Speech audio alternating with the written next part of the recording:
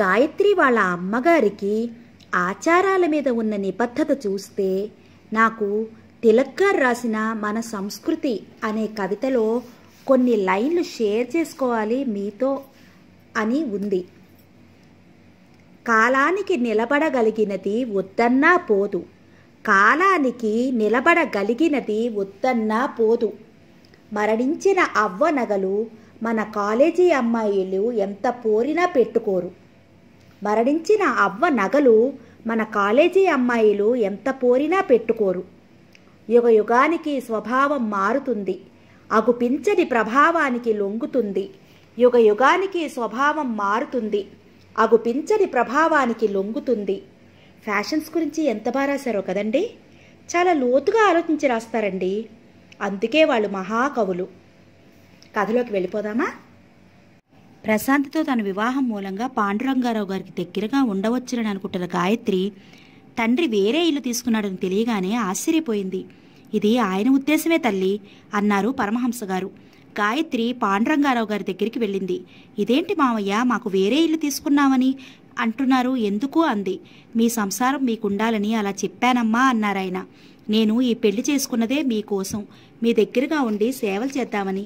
గాయత్రి, నీ ఈ వివాహం ఎవరికోసమూ కాదు, నీకోసమే. అది నువ్వెంత త్వరగా తెలుసుకుంటే అంత మంచిది. నేను అప్పుడప్పుడు వస్తూ ఉంటాను. అయినా ఆ ఇల్లు ఎంత దూరమని, పక్క వీధేగా. నీకెప్పుడు రావాలనిపిస్తే అప్పుడు రావచ్చు. మీరు మా దగ్గరన్నా ఉండండి, లేకపోతే మీ దగ్గర మమ్మల్నైనా ఉండనివ్వండి అర్థిస్తున్నట్లుగా అంది. వద్దమ్మా, ఎవరో ఒకరు వస్తూ ఉంటారు. నేను ఎదురుగా ఉంటే ఆనంద ప్రసక్తి తప్పకుండా వస్తుంది. రకరకాల వ్యాఖ్యానాలు వస్తాయి. అవి వింటుంటే నా మనసే కలత చెందుతుంది. నా మాట విను, నీ సంసారం నీకుండని. ఇక నన్నేమీ అడగకు. గాయత్రి చిన్నబోయిన ముఖంతో ఇంటికి తిరిగొచ్చింది. ఈరోజు కొత్తింట్లో కూర్చుని ఉంటే గాయత్రికి ఇదే గుర్తుకొస్తోంది. తను ఈ పెళ్లి ఎందుకు చేసుకున్నట్లు? ప్రశాంత్ ఆఫీస్కి వెళ్ళిపోయాడు. గాయత్రి సుస్థి చేసిన మనిషిలా నీరసంగా కూర్చుని ఉంది. మాటిమాటికి అదే అనిపిస్తోంది. ఏంటి తన జీవితం? పట్టుమని 25 ఏళ్లు నిండకుండా ఎన్ని అనుభవాలు, వెలుగు నీడల్లా ఎన్ని సంఘటనలు. ఆనంద్తో పెళ్లి, అతనితో గడిపిన దాంపత్య జీవితం, అతని యుద్ధానికి వెళ్లటం, అతని మరణం, ఇప్పుడు ప్రశాంత్తో పెళ్లి, ఈ కాపురం ఎన్నో జన్మలు ఎత్తినట్లుగా ఉంది. రాత్రి ఈ ఇంటికి వచ్చారు. కారు దిగగానే గాయత్రి ప్రశాంత్తో ఒక్క మాట కూడా మాట్లాడలేదు. సరాసరి తన గదిలోకి వెళ్లి తలుపులు మూసుకుంది. తెల్లవారులు కలత చెంది మనసులో కంటికి కునికే రాలేదు. ఉదయం ప్రశాంత్ లేచాడు. అతనే కాఫీ తయారు చేశాడు. తలుపు తడితే గాయత్రి వెళ్లి తలుపు తీసింది. రాత్రంతా నిద్రపోలేదని ఎర్రబడిన కళ్ళు, వాడిన ముఖమే చెప్తోంది. కాఫీ తాగు, అతను అక్కడ పెట్టి వెళ్ళిపోయాడు. గాయత్రి ముఖం కడుక్కుని కాఫీ తాగేసరికి అతను స్నానం చేసి వచ్చాడు. అతని చేతిలో కంపోస్ట్ టాబ్లెట్ ఉంది. నువ్వు స్నానం చేసి హాయిగా నిద్రపో, వంట ప్రయత్నం ఏమీ చేయొద్దు. 1 గంటకి నేను వస్తాను, వస్తూ మన తిరిగి కారియర్ తెస్తాను అన్నాడు. అతను అర్జెంట్ పని ఉందని త్వరగా వెళ్ళిపోయాడు. అతను ఇంట్లోంచి వెళ్ళిపోయిన తర్వాత గానీ గాయత్రి ప్రాణం తేలిక పడ్డట్టవలేదు. లేచి స్నానం చేసింది. అతనిచ్చిన కంపోస్ట్ టాబ్లెట్ వేసుకుని నిద్రపోయింది. గాయత్రి ప్రశాంత్ లేపుతుంటే మెలకు వచ్చింది. లే, అన్నం తిందుగండ్రా. నాకు ఆకలి లేదు, బద్ధకంగా అంది.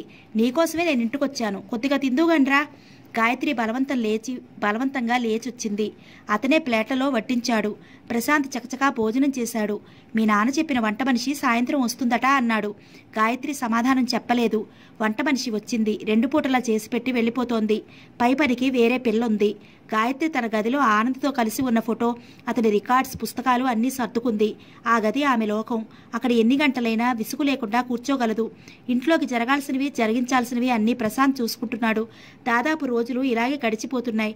గాయత్రి ఆ ఇంటి ఇల్లాలుగా కాకుండా చుట్టపు చూపుగా వచ్చిన అతిథిలా, పరాయిదానిలా ముభావంగా ఉంటోంది. కారు మీరే ఉంచుకోండి, నాకు పెద్ద పని ఉండదు, అవసరమైనప్పుడు ఫోన్ చేస్తాను అంటూ పరమహంస గారు కారు వీళ్ళకే వదిలేశారు. సాయంత్రం వేళలు ఎప్పుడైనా ప్రశాంత్ షికారుకి తీసుకెళ్తాడు. వాళ్ళిద్దరూ కనీసం స్నేహితుల్లాగా కూడా మాట్లాడుకోరు. గాయత్రి ఎప్పుడూ మౌనంగానే ఉంటుంది. ప్రశాంత్ ఆ మౌనాన్ని ఛేదించాలని ఎప్పుడూ చూడడు. ఆ రోజు సాయంత్రం పరమహంస గారు వచ్చారు. ప్రశాంత్ ఇంట్లోనే ఉన్నాడు. భోజనాలు చేస్తుండగా ఆయన అన్నారు, నా బిజినెస్ అంతా ఎప్పటికైనా నువ్వు చూసుకోవాల్సిన వాడివే. ఇప్పటి నుంచే నా చేతి క్రింద కాస్త అనుభవం సంపాదించుకో అన్నారు. ప్రశాంత్ ఆయన్ని కారులో ఇంటికి తీసుకొచ్చి దింపారు. గాయత్రి ఎలా ఉంది ఆదుర్దాగా అడిగారు ఆయన. బాగానే ఉంది. ఆయన నిట్టూర్పు విడిచారు. ప్రశాంత్, దాన్ని ఎలా మాలిం చేసుకుంటావో, నీలాంటి వ్యక్తిని భర్తగా పొందడం దాని అదృష్టం అన్నారు. గాయత్రి గురించి మీరు నిశ్చింతగా ఉండండి, ఎలాంటి దిగులు పెట్టుకోకండి అన్నాడు ప్రశాంత్. ఇది ఇక పెట్టుకోదలుచుకోలేదు. ఎందుకంటే నేను చేయగలిగిందంతా చేశాను. దాని నుదుటి రాత ఎలా ఉంటే అలా జరుగుతుంది. కారు ఇంటి ముందు వచ్చి ఆగింది. పరమహంస గారు కారులో నుంచి దిగుతూ అన్నారు, ప్రశాంత్, నువ్వు కాస్త వీలు చూసుకుని గాయత్రిని తీసుకుని ఊళ్ళు చూడటానికి వెళ్ళు. నీకెప్పుడు సెలవు దొరుకుతుందో చెప్తే నేను అన్ని ఏర్పాట్లు చేస్తాను అన్నారు. అలాగే, త్వరగా చెబుతాను అన్నాడతను. గాయత్రి మధ్యాహ్నం వేళ ఆనంద్కి ఇష్టమైన రికార్డు పెట్టుకుని వింటోంది. ఇంతలో ఇంటి ముందు రిక్షా ఆగింది. అందులోంచి స్థూలకాయురైన స్త్రీ, ఆవిడ వెంట 4 పిల్లలు దిగారు. రిక్షా దిగగానే ప్రశాంతు అంటూ కేకలు పెట్టింది. గాయత్రి రికార్డు ఆపు చేసి లేచి బయటకొచ్చింది. ఎవరు కావాలండి? మా ప్రశాంత్ ఇల్లు ఇదేనా? అవును. వాడున్నాడా ఇంట్లో? లేరు, ఆఫీస్కి వెళ్ళారు. ఆవిడ కొంగు ముడి విప్పి డబ్బులు తీసి రిక్షా అతనికిచ్చి పంపేసింది. పిల్లల్ని అలా గుడ్లగోబల్లా చూస్తారేంద్రా? ఆ పెట్టి తీసుకెళ్లి ఆ వరండాలో పెట్టండి అంది. పిల్లలు పక్క చుట్ట మరచెంబు తీసుకొచ్చి వరండాలో పెట్టారు. ఆవిడ కూడా వచ్చి వరండా మెట్ల మీద చతికిలపడింది. గాయత్రికి ఆవిడెవరో తెలీదు, కానీ ప్రశాంత్కి బంధువై ఉంటుందని తెలుస్తూనే ఉంది. ఇక్కడ కూర్చున్నారే, లోపలికి రండి అంది. ఆవిడ గాయత్రిని ఎగాదిగా చూసింది. నువ్వేగా వాడి పెళ్ళానివి? గాయత్రి అవునన్నట్లు తలూపింది. నేను ప్రశాంత్ పిన్నిని, సవతి తల్లిని. నా ముఖాన్ని కాసిన మంచినీళ్ళు పోయి అంది. లోపలికి రండి అంది గాయత్రి మళ్ళీ. మీ గొప్పోళ్ళ ఇళ్లలో వచ్చే అర్హత మాకు లేదమ్మా. ఇక్కడ కూర్చుంటాలే, వాడితో పనుండి వచ్చాను. ఆడు రాగానే 2 ముక్కలు మాట్లాడేసి వెళ్ళిపోతాను అంటూ వాకిట్లోనే కూర్చుంది. గాయత్రి లోపలికి వెళ్ళి మంచినీళ్ళు తెచ్చిచ్చింది. అక్కడ పెట్టు అంది క్రింద చూపిస్తూ. గాయత్రి మరచెంపు గ్లాసు కింద పెట్టి కిరుక్కుని వెనక్కి తిరిగి లోపలికి వచ్చేసింది. గాయత్రి ప్రశాంత్కి ఫోన్ చేసింది. ఇప్పుడే వస్తున్నా అన్నాడు. గాయత్రి కాఫీ తయారు చేసి పని మనిషి చేత కాఫీలు పంపించింది. పిల్లలు ఎగబడి నాకు అంటూ తీసుకున్నారు. ఆవిడ పని మనిషి చేతిలో గ్లాస్ అందుకుని కాఫీ తాగుతూ, వీళ్ళు మా ఇంట్లోకి ఎప్పుడొచ్చారు? వీళ్ళు ఈ ఇంట్లోకి ఎప్పుడొచ్చారు? పెళ్ళై ఎన్ని నెలలైంది అని అన్ని ఆరాలు అడగటం గాయత్రికి వినిపిస్తూనే ఉంది. ప్రశాంత్ 10 నిమిషాల్లో రానే వచ్చాడు. అతడు కారు దిగి రాగానే ఆవిడ లంకించుకుంది. ఏరా, రెక్కలు ముక్కలు చేసుకుని పెంచి పెద్ద చేసిన పిన్నుందని నీకు అసలు గుర్తుందా? నాకు చెప్పకుండా పెళ్లి చేసుకుంటావా? మీ అబ్బాయి పెళ్లికి మీరు వెళ్ళలేదా అని 4 పిలిచి అడుగుతుంటే తల నేలకేసి కొట్టుకోలేక చస్తున్నాను.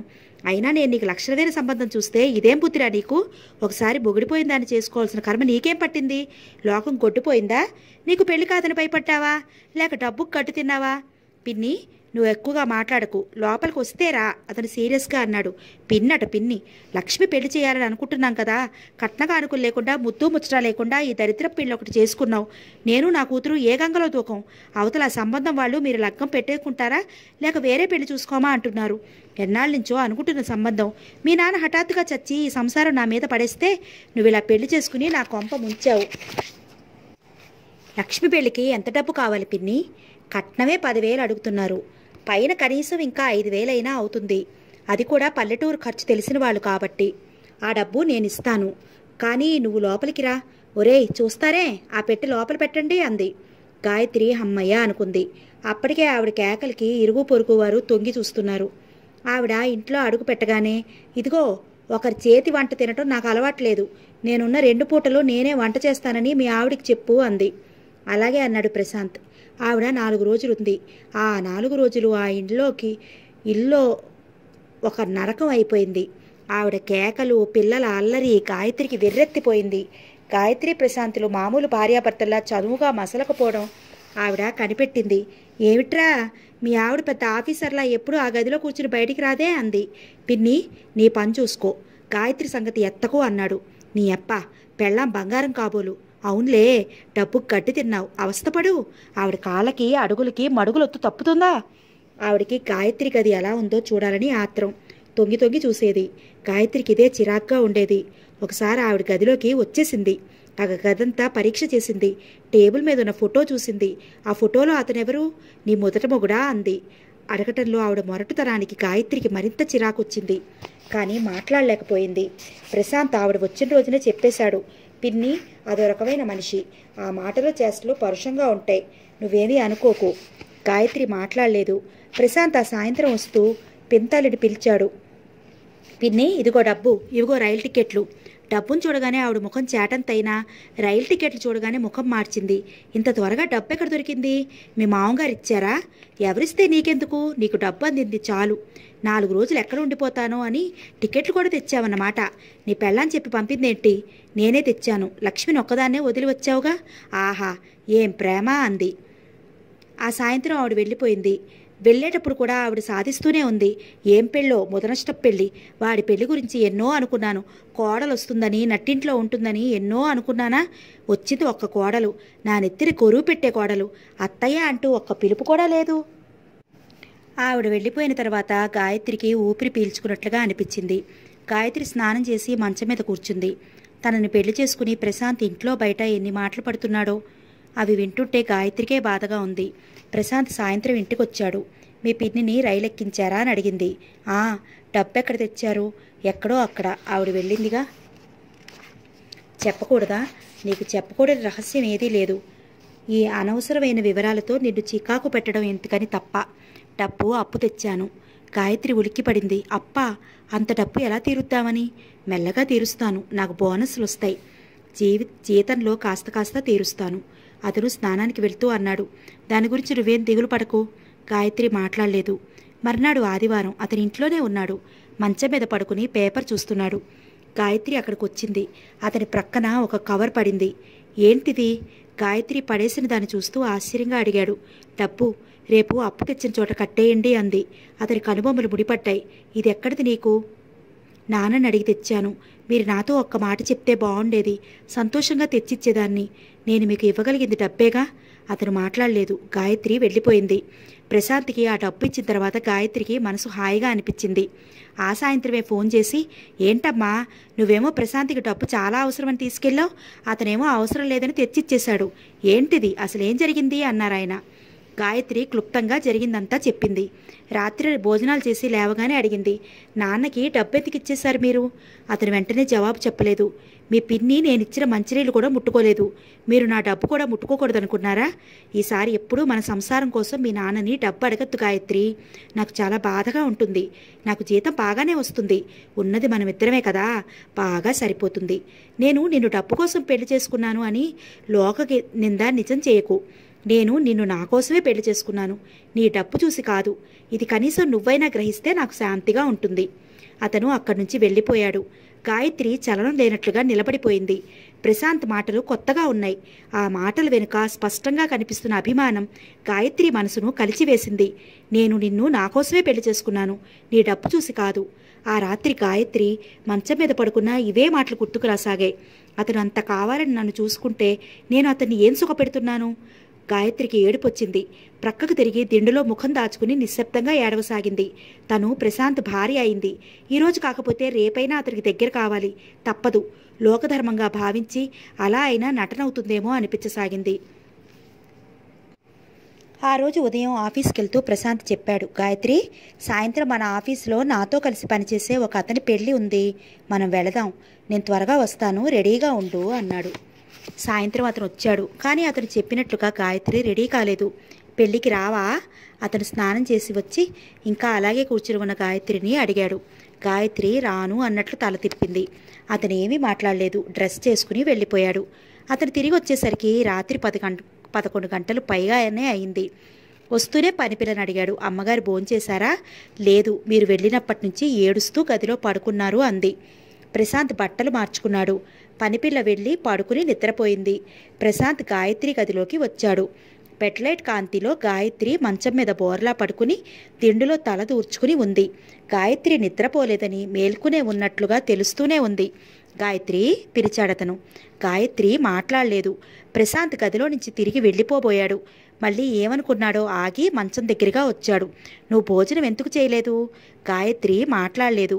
లే, కొద్దిగా తిని పడుకుందో గాని. నిన్నే. నాకు ఆకలి లేదు. ఆ కంఠం నూతిలో నుంచి మాట్లాడుతున్నట్లుగా ఉంది. ప్రశాంత్ 2 నిమిషాలు మౌనంగా ఉండిపోయాడు. తరువాత గుమ్మం వైపు వెళ్ళాడు. అతను వెళ్ళిపోతున్నాడని అనుకుంది. కానీ అతను గది తలుపులు మూసి తిరిగి వచ్చాడు.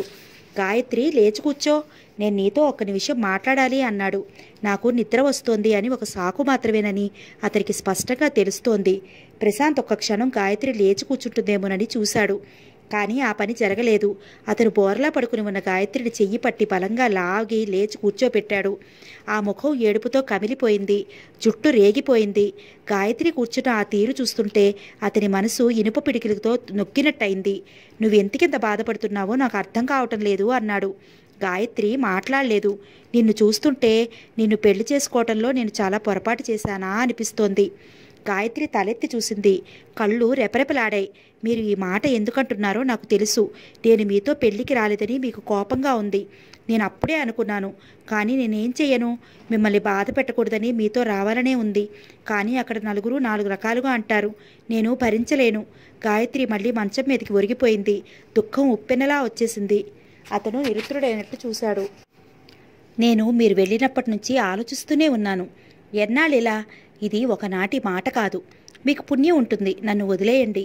మీరు నాతో కలిసి ఉంటే మీరు కూడా ఈ నరకం భరించాల్సి వస్తుంది. నన్ను వదిలేయండి. నాతో కుదరదని, నేను సరిగ్గా ఉండటం లేదని నాన్నకి చెప్పేయండి. అతను హఠాత్తుగా మంచం మీద కూర్చున్నాడు. గాయత్రి భుజాలు పట్టి బలవంతంగా లేపి దగ్గరికి తీసుకున్నాడు.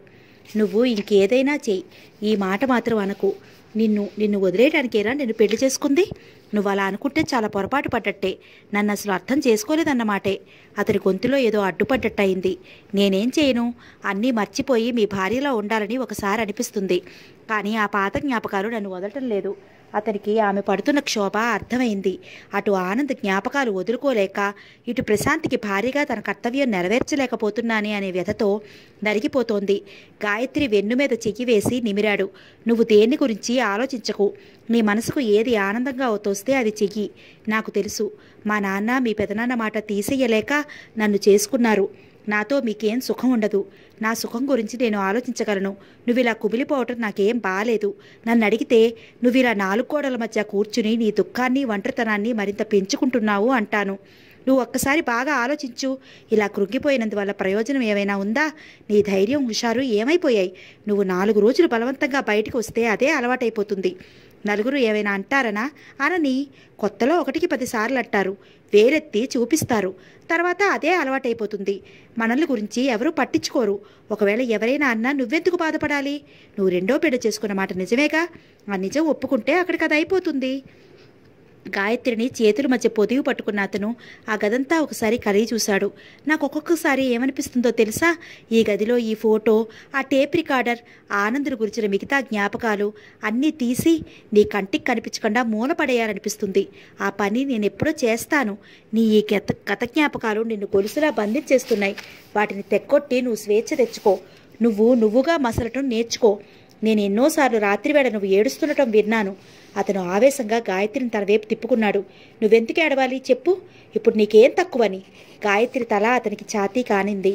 అప్పటికప్పుడు వచ్చి నిన్ను నా గదిలోకి ఎత్తికెళ్లాలని, నీ దుఃఖం మానిపించాలని ఎన్నోసార్లు అనిపిస్తుంది నాకు. కానీ నిన్ను మరీ బాధ పెట్టడం అవుతుందేమోనని వెనక్కి తగ్గటం అవుతోంది. గడవాల్సిన జీవితం ఎంతో ముందు ఉంటే గతించిపోయిందండి ఎందుకు తలుచుకుంటావు? నువ్వు ఒక్కసారి కాస్త వివేకం కూడా తీసుకుని ఆలోచిస్తే నువ్వు చేస్తున్న పనేంటో నీకే అర్థమవుతుంది. అతని మాటలు ఎంతో హాయిగా ఉన్నాయి. వాటిలో భర్తగా అతను చూపుతున్న అధికారం లేదు. గాయత్రి బాధ అర్థం చేసుకుని నచ్చ చెప్తున్న ఆత్మీయుడిలా ఉంది. అతడి ఓర్పుకి, సహృదయానికి గాయత్రి మనసు కరిగిపోయింది. ప్రపంచంలో ఇంత మంచివాళ్ళు ఉంటారా అనిపించింది. ఎన్నో రోజుల తర్వాత గాయత్రికి ఒంటరితనం లాంటిదేదో కరిగిపోతున్నట్లుగా అనిపించసాగింది. అతని స్పర్శ, ఆ దగ్గర కూర్చోవటం హాయిగా ఉంది. ఇక నిద్రపో. నిద్రొస్తోందా అన్నాడు అతను. గాయత్రి రావడం లేదు అన్నట్లు తల తిప్పింది. అతను గాయత్రిని వదిలి లేవబోయాడు. కానీ గాయత్రి చెయ్యి అతన్ని కదలనీయలేదు. అతను కూర్చుండిపోయాడు. గాయత్రికి హఠాత్తుగా మానసికంగా, శారీరకంగా అర్థం కాసాగింది. ఈ ఒంటరితనం అనే రాక్షసు నుంచి తప్పించుకోవాలంటే ఇతనికి ఇలా దగ్గరగా ఉండాలి. ఒక్క క్షణం కూడా దూరం కాకూడదు. గాయత్రి అతని మెడ చుట్టూ చెయ్యి వేసి అతని తనని తన ముఖానికి అభిముఖంగా ఉంచింది. ఒక్క క్షణం గాయత్రి పెదవులు అతని పెదవులకి అంటనట్లుగా తాకాయి. మరుక్షణంలో గాయత్రి అతని కౌగిల్లో ఇమిడిపోయింది. గాయత్రి అస్పష్టంగా అన్నాడు అతను. తెల్లవారింది. గాఢ నిద్రలో ఉన్న గాయత్రికి మెలకు వచ్చింది.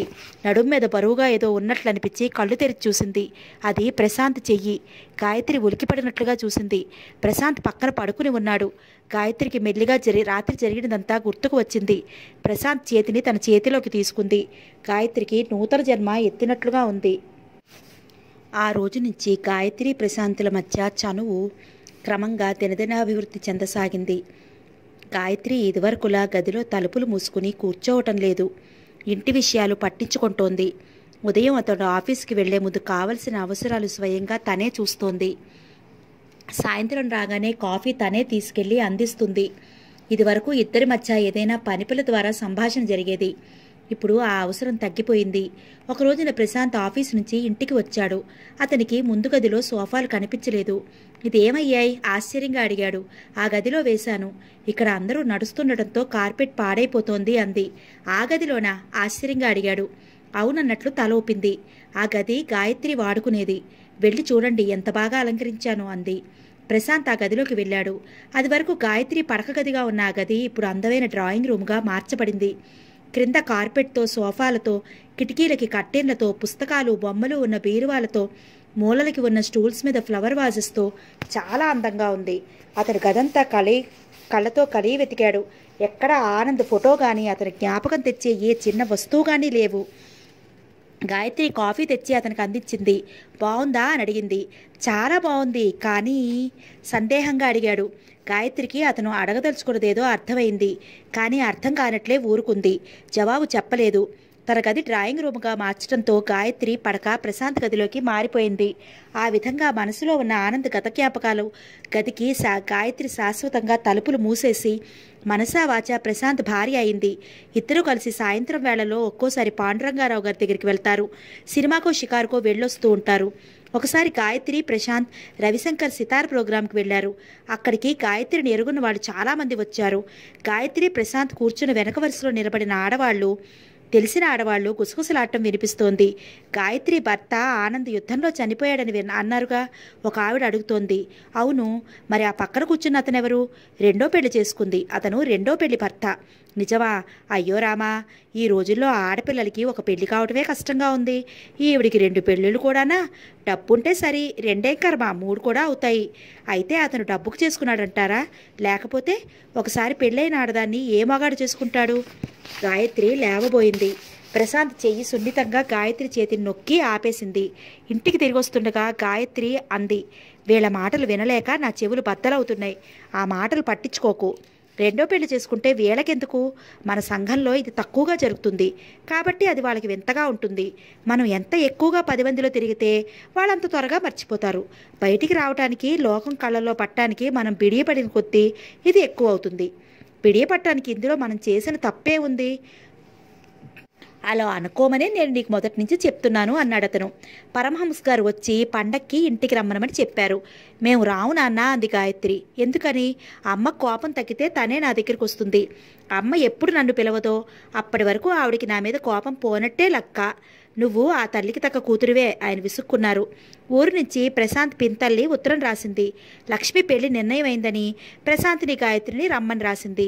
పెళ్లికి ప్రశాంత్, గాయత్రి ఇద్దరూ వెళ్లారు. చాలా పల్లెటూరు అది. బస్సు దిగి ఎద్దుల బండిలో 6 మైళ్ళు వెళ్ళాలి. గాయత్రి వస్తుందని ప్రశాంత్ తల్లి అనుకోలేదు. గాయత్రిని చూడగానే ముఖం చాటంత అయింది. అందరికీ నా కోడలు అంటూ చూపించింది. గాయత్రికి ఒకసారి భర్త పోయిన సంగతి అక్కడెవరికీ తెలీదు. అందరూ గాయత్రి అందచందాలు చూసి ప్రశాంత్ ఎన్నికని ప్రశంసించారు.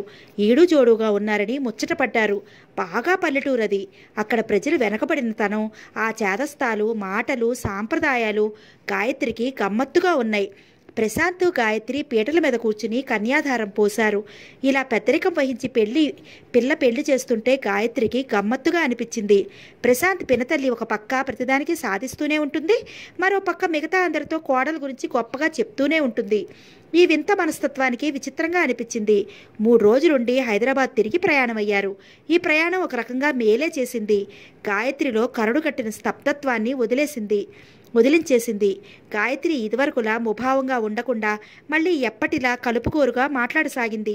హైదరాబాద్ వచ్చిన వారం రోజులు తిరగకుండానే ప్రశాంత్ మెడ్రాస్కి వెళ్లాల్సి వచ్చింది. అక్కడ పనిరీత్యా 15 రోజులు పైగానే ఉండాలి. గాయత్రి అతని పెట్టి సర్దసాగింది. 15 రోజులు మళ్ళీ ఒక్కతే ఉండాలి. ఈ ఒంటరితనం అంటేనే భయం వేస్తోంది. ప్రశాంత్కి కూడా గాయత్రిని వదిలి వెళ్లటం ఇష్టం లేకుండా ఉంది. పెట్టి సత్తుతున్న గాయత్రి భుజం మీద చెయ్యి వేశాడు. నీ బట్టలు కూడా సత్తు, నాతో పాటు వద్దు గాని అన్నాడు. నేనా? అవును, 15 రోజుల వరకు రాను నేను. అక్కడ మీకు బాగా పని ఉంటుందేమో కదా. ఉన్నా పర్వాలేదు, మనం అట్నుంచి అటు పాండిచ్చేరి, చిదంబరం అవి చూసొద్దాం. గాయత్రి, నీకు దేవాలయాలంటే ఇష్టం కదా అన్నాడు. గాయత్రికి ఎందుకో హఠాత్తుగా కళ్ళల్లో నీళ్లు తిరిగాయి. ఇది వరకు తాను ఎప్పుడు గుడికి వెళ్ళినా ఒంటరిగా వెళ్ళేది. ఇప్పుడు అలా కాదు, ప్రశాంత్ వెంట వస్తాడు. అతని స్వభావం బాగా పరిశీలించి చూసింది. కొన్ని విషయాలు అతనికి ఇష్టం లేకపోయినా సరే గాయత్రి కోసం వాటిని చేస్తాడు.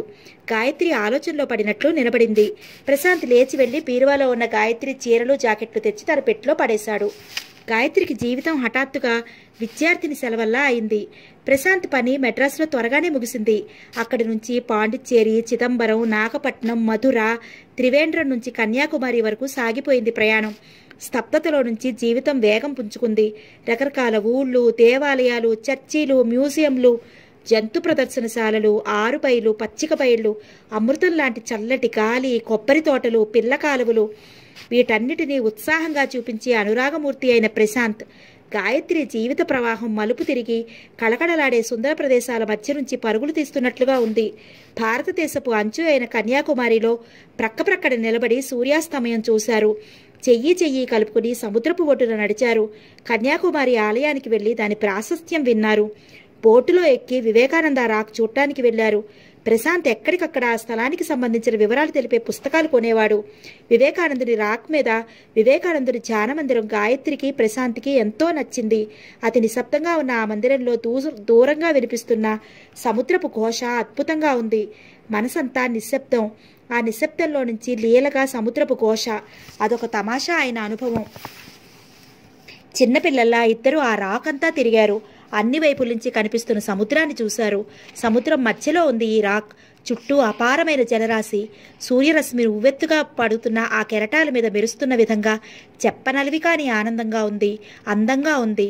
ఆ రాక్కి ఒకవైపు మాత్రం భారతదేశం భూభాగం అంచుగా గీత గీసినట్లుగా కనిపిస్తోంది. సముద్రపు మధ్యన మనం నిలబడి దూరం నుంచి ఆ భూరేఖ చూస్తుంటే ఎంత తమాషాగా ఉంది కదూ అంది గాయత్రి. ఓడల్లో వచ్చే విదేశీయులు ఇలాగే చూసి ఉంటారు అన్నాడు ప్రశాంత్. తిరిగి వెళ్లటానికి బోట్ సిద్ధంగా ఉంది. ఇద్దరూ వచ్చి బోట్ ఎక్కారు. నేను నా దేశపు గడ్డ విడిచి వచ్చాను అంది గాయత్రి. ప్రశాంత్ గాయత్రి ముఖంలో చిరునవ్వుని, కళ్లల్లోని ఉరకలు చేస్తున్న ఉత్సాహాన్ని తదేకంగా చూస్తున్నాడు. ఇద్దరూ సముద్రపు ఒడ్డున వరుసగా ఉన్న దుకాణాల వైపు వచ్చారు. గాయత్రి రకరకాల గొలుసులు, తల్లి కోసం పువ్వులు వేసుకునేందుకు అల్లిక బుట్ట కొనసాగింది. దూరంగా ఉన్న దుకాణంలో ప్రశాంత్ పాండురంగారావు గారి కోసం చేతికర్ర బేరం చేస్తున్నాడు. వస్తువులు కొని బిల్ చేస్తున్న గాయత్రి భుజం మీద చెయ్యి ఆనింది. గాయత్రి అని పరిచయమైన స్వరం వినిపించింది. గాయత్రి చివ్వున వెనక్కి తిరిగి చూసింది. ఎదురుగా మిస్సెస్ కపూర్ నిలబడి ఉంది.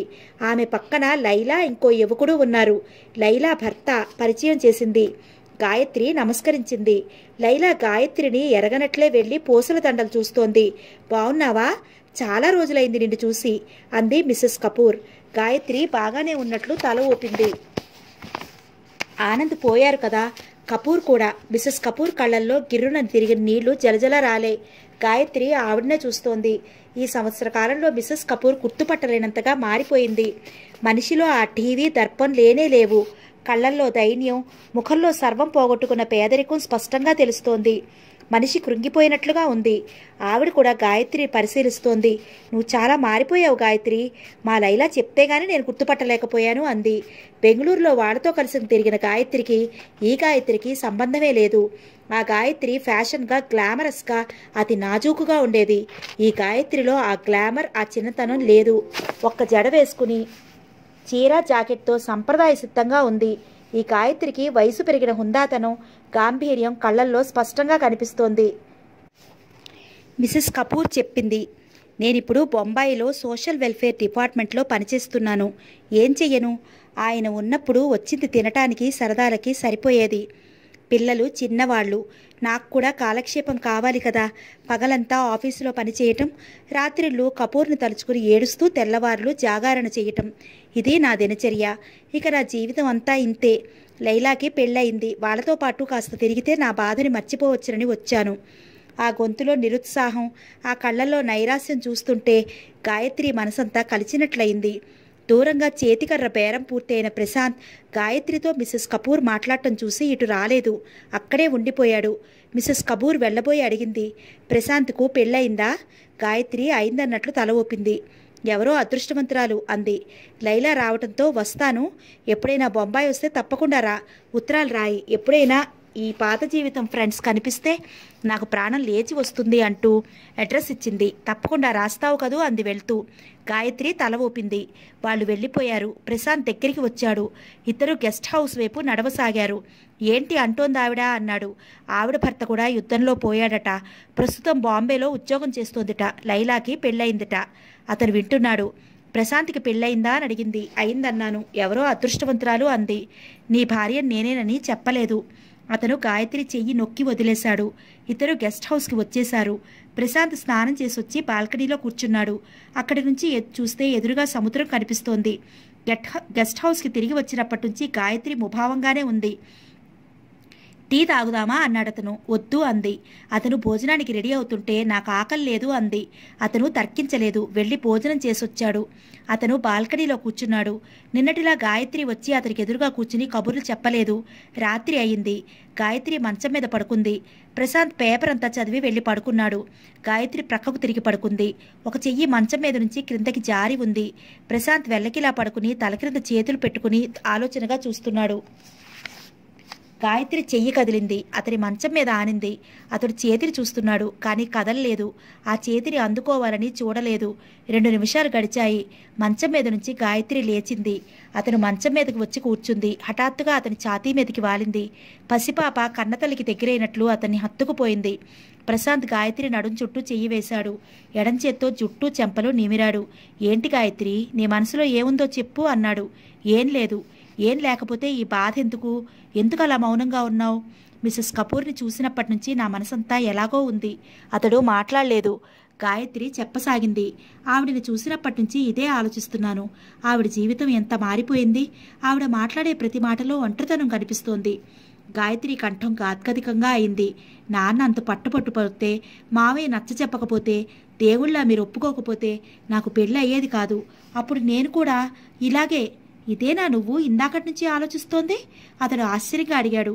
అవును, నా జీవితం కూడా అలాగే ఉండేది కదా. నేను మూర్ఖత్వంతో అనుభవం లేక వద్దన్నాను.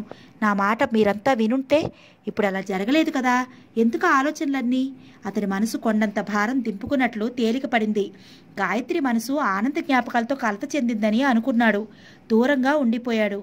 గాయత్రి దుఃఖంతో చీరపోయిన కంఠంతో అంది, అందరికంటే నేను ఎక్కువ రుణపడి ఉన్నాను. మీకు కావాలనుకుని ఉంటే నాకంటే అన్ని విధాలా అధికమైన అమ్మాయి మీకు భారీగా వచ్చి ఉండేది.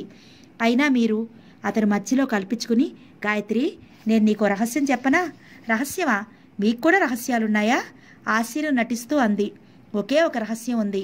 ఆ ఒక్కటి నీ ఒక్కదానికి తప్ప ఇంకెవ్వరికీ నేను చెప్పలేను. మొట్టమొదట ఆడపిల్ల పెదవుల ఆనందం రుచి నాకు అందించిన దానివి నువ్వే అన్నాడతను. నేనా? నువ్వే, సరిగ్గా గుర్తు తెచ్చుకో. గాయత్రికి వెంటనే గుర్తు రానే వచ్చింది. ఆ రోజు ఆనంద్తో ప్రధానం నాడు ఆనంద్ అనుకుని ఇతన్ని అదంతా గుర్తురాగానే గాయత్రి అతని చేతి బంధంలో తలదాచుకుంది. చీ, మీరది మర్చిపోలేదా అంది. అలాంటివి ఎవరైనా మర్చిపోగలరా? చిచి, ఆ రోజు సిగ్గుతో నా ప్రాణం చచ్చిపోయింది అంది. అతను గాయత్రి తల ఎత్తి ఛాతీ మీదకి లాక్కున్నాడు. ముఖం 2 చేతులతో పట్టి చూస్తూ చెప్పాడు, ఆ క్షణం నా జీవితంలోనే ఎప్పటికీ మరువలేనిది. అదొక అద్భుతమైన అనిర్వచనీయమైన మధుర స్మృతి. నేనెలా మర్చిపోగలను చెప్పు? ఆ తర్వాత చాలాసార్లు కలలో నువ్వే వచ్చేదానివి.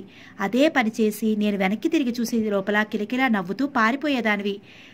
తర్వాత ఇద్దరం కలిసి కూర్చున్నట్లు, ఒకరి మీద ఒకరు ఒరిగి మాట్లాడుకున్నట్లు నాకు కల వచ్చేది. మెలకువ రాగానే ఆ కల గుర్తుకు వస్తే నేను తప్పు చేసిన వాళ్ళ సిగ్గుపడేవాడిని. నా మనసులో నీ పట్ల దురుద్దేశం ఉందేమోనని భయపడేవాడిని. నువ్వు ఎప్పుడైనా ముఖాముఖి ఎదురైతే అదంతా గుర్తుకు వచ్చి జంకుతూ అక్కడి నుంచి వెళ్ళిపోయేవాడిని. తర్వాత పెదనాన్న గాని, మీ అమ్మగారు గాని, ఆనంద్ గాని నాకు పెళ్లి సంబంధాలు చూస్తుంటే నాకు ఇష్టమే అనిపించేది కాదు. నాకు నీలాంటి అమ్మాయి కావాలి. అలా దొరకటం అసంభవం. ఎవరినో ఒకరిని చేసుకుని అసంతృప్తితో దాంపత్య జీవితం సరిపెట్టుకోవడం నాకు ఇష్టం లేదు. అందుకని అసలు పెళ్లే చేసుకోకూడదనుకున్నాను. గాయత్రి అతని వైపే చూస్తోంది. ఆ క్షణంలో అతని ముఖం ఎంతో ఆకర్షణీయంగా కనిపించింది. అతడు గాయత్రి బుగ్గపట్టి లాగుతూ అన్నాడు, నా కలల్లో నన్ను ఏడిపించిన అమ్మాయి ఇలా నా జీవితంలోకి వస్తుందని నేనెప్పుడూ అనుకోలేదు. నేను ఈ విధంగా రాకపోతే ఏం చేసేవాడివి? బహుశా నాకు అసలు పెళ్ళయ్యేదే కాదేమో. నేనేం చెప్పలేను. ఆ ఆలోచనలేవి నాకు స్పష్టంగా లేవు. ఒకవేళ ఏ పరిస్థితుల ప్రోద్బలం వల్లైనా నాకు ఆ పెళ్లిలో సుఖం ఉండేది కాదేమో. గాయత్రి క్షణంసేపు అతని వైపు చూసింది. ఆ తర్వాత అతని ముక్కు పట్టి ఊపింది. దొంగ, మీ మనసులో ఇన్ని ఆలోచనలు ఉన్నాయనే నాకు తెలియదు సుమా. దీనికంతటికీ కారణం నువ్వే. మనిద్దరి మధ్య ఒక సంఘటన అంటూ ఏర్పరిచిన దానివి నువ్వే. మరి నేను వేరే వ్యక్తిని ఇష్టపడి పెళ్లి చేసుకుంటే మీరేం చేసేవారు? ఏం చేసేవాడిని? మామూలుగానే ఉండేవాడిని. ఈ రహస్యం నీకు ఇలా చెప్పే అవకాశం లేకుండా నా మనసులోనే శిథిలమైపోయేది. ఇప్పుడు చెప్పు, నేను ఈ పెళ్లి నీకోసమే చేసుకున్నానంటే ఇప్పుడైనా నమ్ముతావా? నాకు ఈ మాట అప్పుడే ఎందుకు చెప్పలేదు? నేనేమో మీరు మీ పెదనాన్న మా నాన్నల మాట కాదని లేక ఒప్పుకున్నారనుకున్నాను. నువ్వేమో బాధలో ఉన్నావు. నా మనసులో మాట చెప్పే చనువు నాకెక్కడుంది? గాయత్రి నిట్టూర్చింది.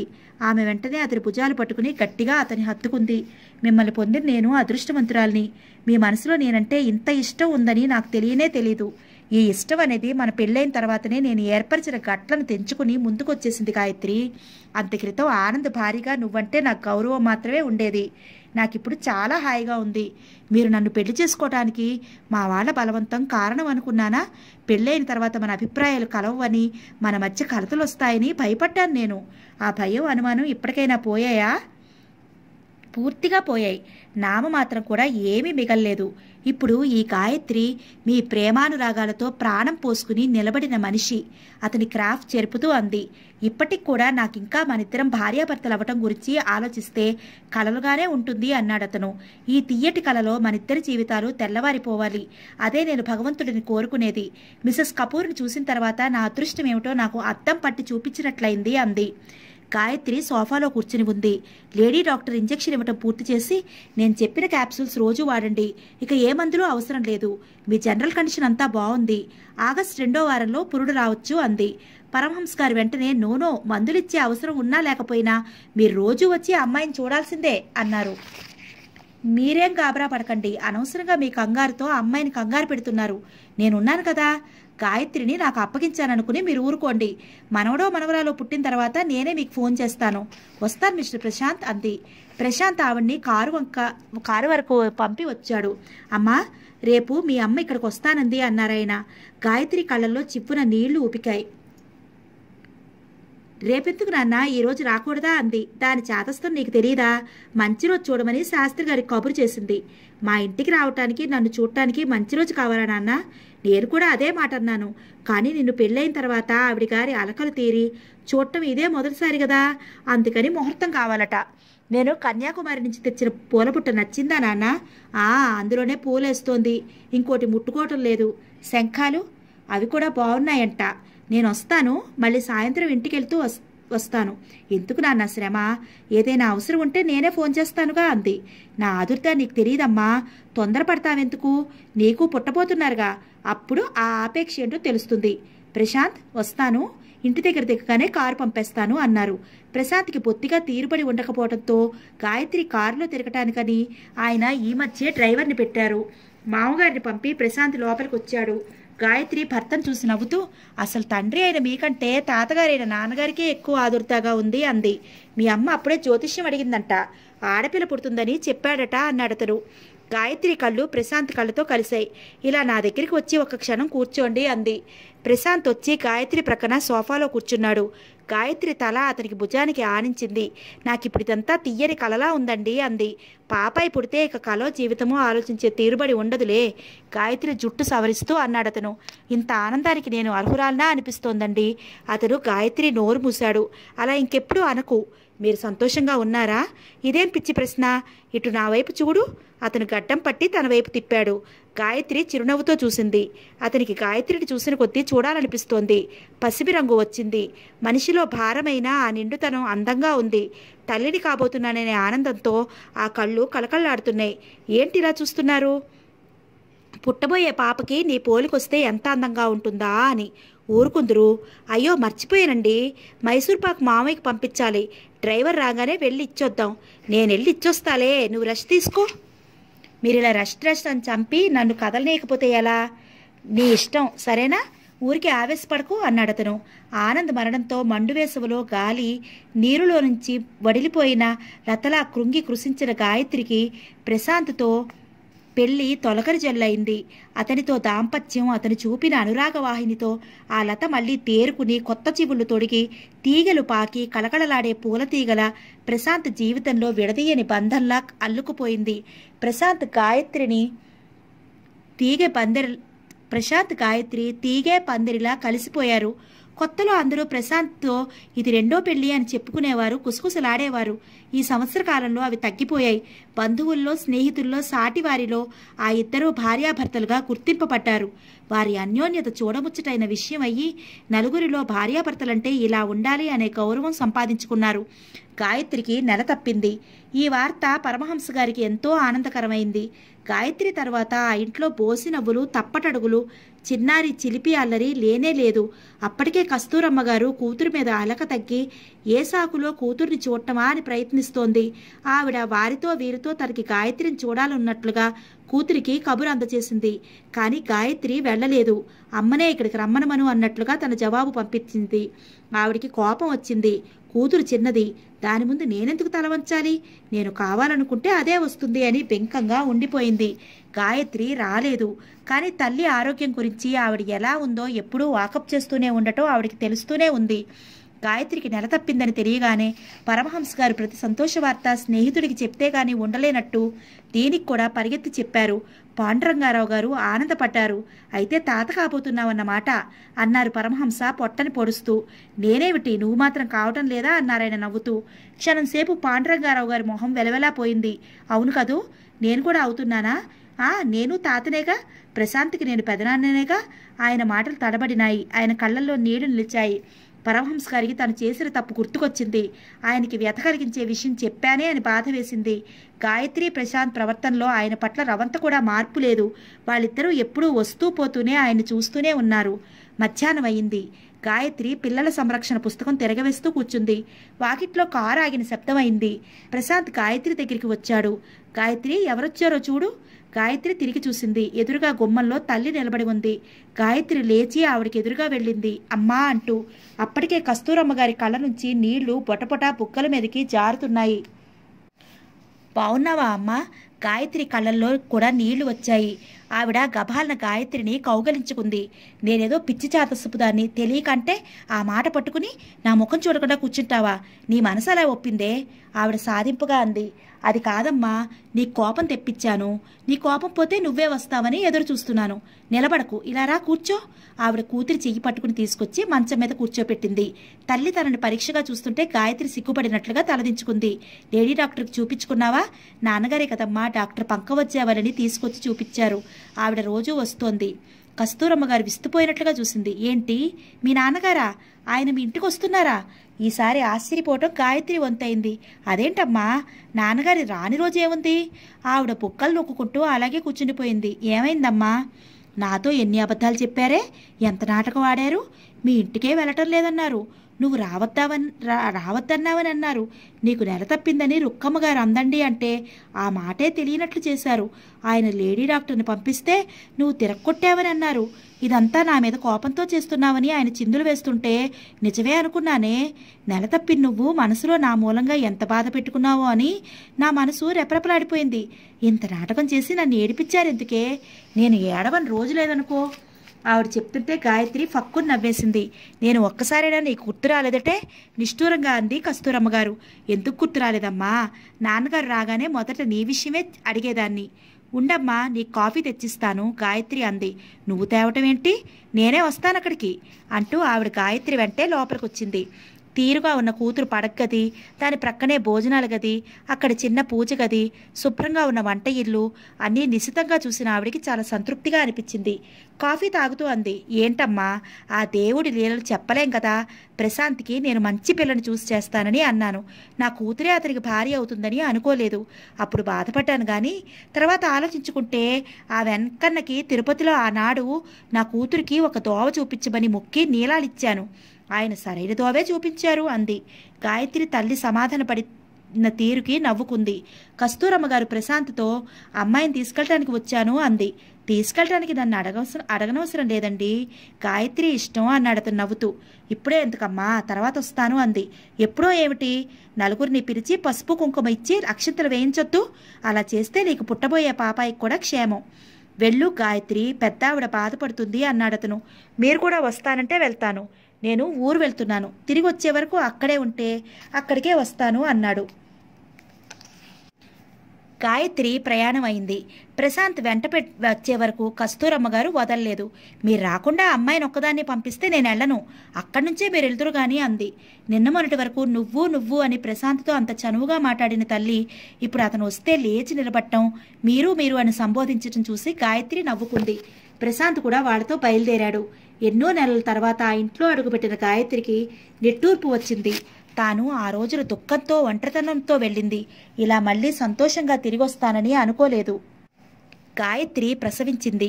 కూతురికి కాస్త నలత ఏర్పడగానే కస్తూరమ్మ గారు చేసిన హడావుడి అంతా ఇంతా కాదు. పంకజవల్లిని పిలిపించారు, నర్సింగ్ హోమ్కి తీసుకెళ్లారు.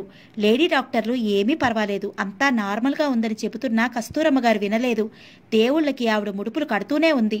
గాయత్రి బాధపడుతుంటే కాస్త తట్టుకోవాలమ్మా, వెధవ ఆడజన్మ ఇంతే, మనం అసలు ఇంటికే పుట్టామని అనునయిస్తూనే మధ్య మధ్యలో పెదవులు శబ్దం కాకుండా కదుపుతూ ఇష్టదైవ ప్రార్థన చేస్తోంది. రాత్రి 10 గంటలకు గాయత్రి ప్రసవించింది. పండంటి మగపిల్లవాడు పుట్టాడు. చూసారా ఎంత బాగున్నాడో అంటూ లేడీ డాక్టర్ తీసుకొచ్చి పరమహంస గారికి ప్రశాంత్కి మురిపంగా చూపించింది. మీ మడిని ఆచారాలను ఆట పట్టించే మనవడు పుట్టాడు, ఇక మీరు పూజలు మానేసి మనవడిని ఎత్తుకుని కూర్చోండి అని లేడీ డాక్టర్ కస్తూరమ్మ గారికి చూపించింది.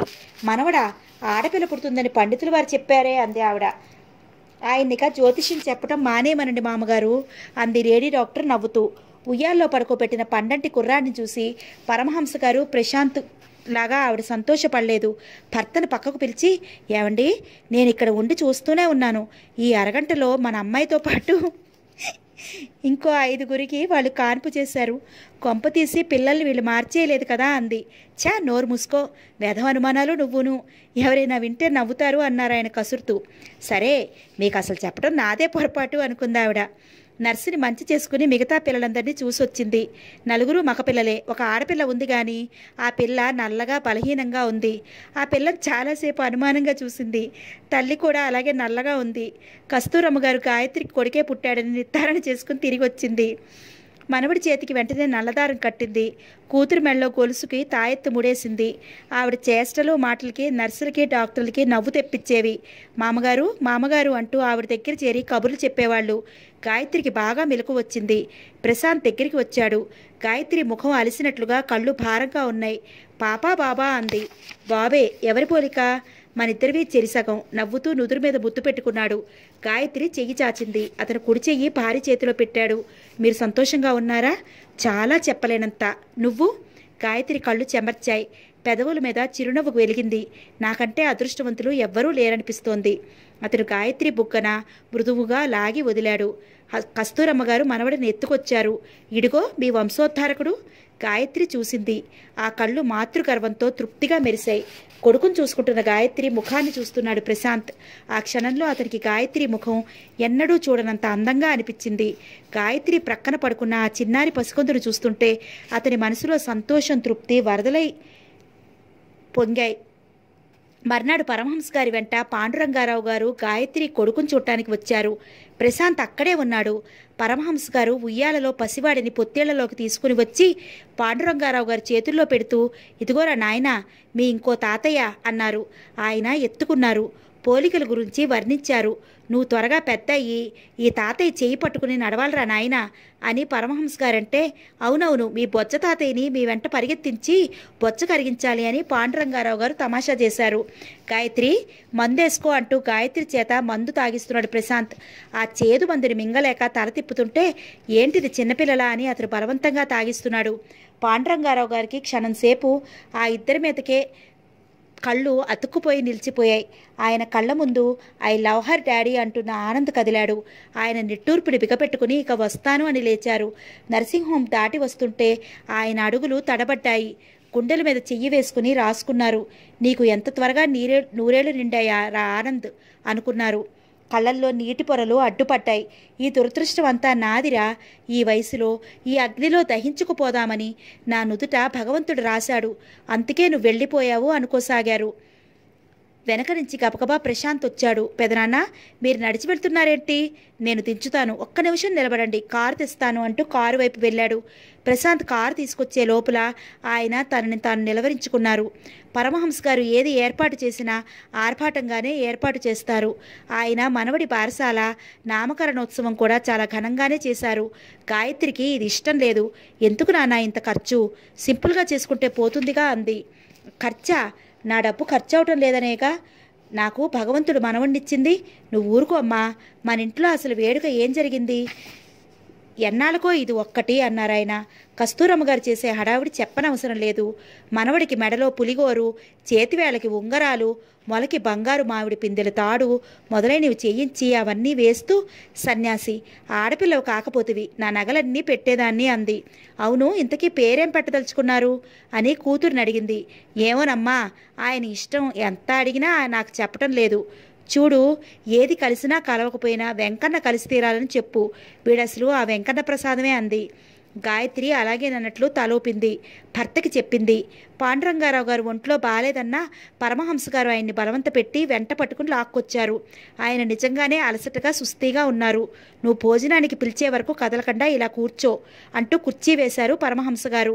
కస్తూరమ్మ గారు ఇంటింటికి తనే స్వయంగా వెళ్ళి, ఈ నామకరణానికి మీరు రాకపోతే మీ ఇంటికి ఇక నేను రాను సుమా అని పిలుపు చెప్పడంతో అందరూ మానకుండా వచ్చారు. గాయత్రి, ప్రశాంత్ పీటల మీద కూర్చున్నారు.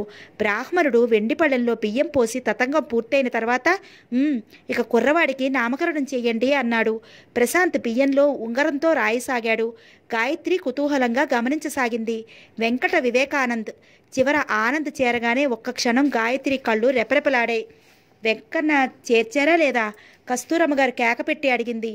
ఆ అని బ్రాహ్మణుడు చెప్పాడు. వెంకట వివేకానంద్. బ్రాహ్మణుడు పేరు చెప్తూ మంత్రాలు ఉచ్చరించసాగాడు.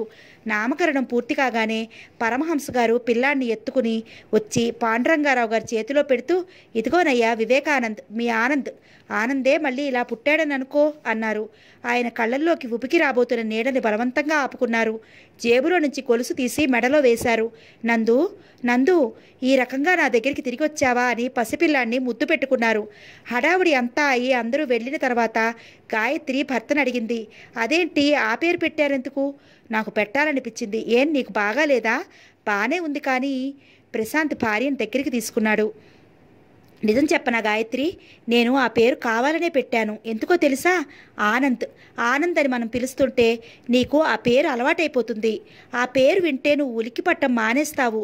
కొన్నాళ్ళు పోతే ఆనంద్ అంటే నీ కొడుకే గుర్తొస్తాడు.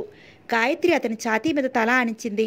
నేను ఆ ఆనందుని గురించిన జ్ఞాపకాలకి తలుపులు మూసేశానండి. ఆ జీవితం ఒక కళ అంతే అంది. నేను ఈ పేరు పెట్టడం విని పెదనాన్న ఎంత సంతోషించారో తెలుసా?